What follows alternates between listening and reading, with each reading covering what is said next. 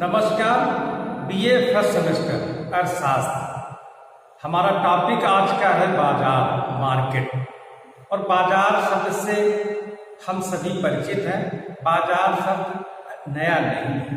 बाजार जहाँ पर वस्तुओं का क्रय विक्रय होता है, ये सामान्य सी बात है, किंतु अर्थशास्त्र में बाजार शब्द को बड़ा विस्तृत और व्यापक अर्थों में परिभाषित किया गया है। अर्थशास्त्र में जो बाजार के आवश्यक तत्व हैं उसका हम विश्लेषण करेंगे। तो सबसे पहले परिभाषा, बाजार का क्या अर्थ है? तो बाजार से तात्पर्य उस स्थान से है। हम लोग जानते हैं कि बाजार किसी एक निश्चित स्थान पर ही लगती है, जहां वो स्थान है और वहां पर होता क्या है, तो वहां पर वस्तुओं के क्रेता और विक्रेता होते हैं और क्या करते हैं, परस्पर आपस में सौदा करते हैं। सौदा करने के लिए ही वो बाजार में एकत्र हुए हैं। तो वह स्थान जहां पर क्रेता और विक्रेता वस्तुओं का सौदा करने के लिए एकत्र हुए हैं, क्या कहलाएगा? बाजार। तो पहली परिभाषा हमारी क्या है? बाजार से तात्पर्य उस स्थान से है जहां वस्तुओं के क्रेता और विक्रेता दोनों परस्पर सौदा करने के लिए एकत्र होते हैं। ये परिभाषा बाजार को थोड़ा सा विस्तृत अर्थों में परिभाषित किया गया है।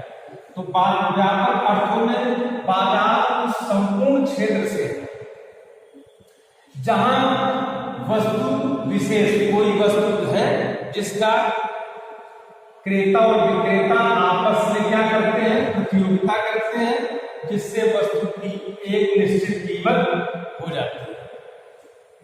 दूसरी जो परिभाषा है अर्थशास्त्र में बाजार की, वो विस्तृत अर्थों में। बाजार से तात्पर्य संपूर्ण क्षेत्र से। अब संपूर्ण क्षेत्र से तात्पर्य क्या हो जाता है कि कई प्रकार के जो सौदे होते हैं वो आप अपनी ऑफिस में एक ट्रेडर्स, एक व्यवसायी दूसरे प्रदेशों में उस सामान का क्रय विक्रय कर लेता है। तो इस कारण से संपूर्ण क्षेत्र, अब उसका मान लो कि उसने कानपुर में एक व्यवसायी बैठा हुआ है जो मध्य प्रदेश के इंदौर से सोयाबीन का क्रय करता है। तो उसने फोन से अपने कानपुर से बैठ करके इंदौर से सोयाबीन का सौदा कर दिया। तो संपूर्ण क्षेत्र कानपुर से इंदौर तक का। तो अर्थशास्त्र में बाजार को बड़ा विस्तृत अर्थों में परिभाषित किया गया है।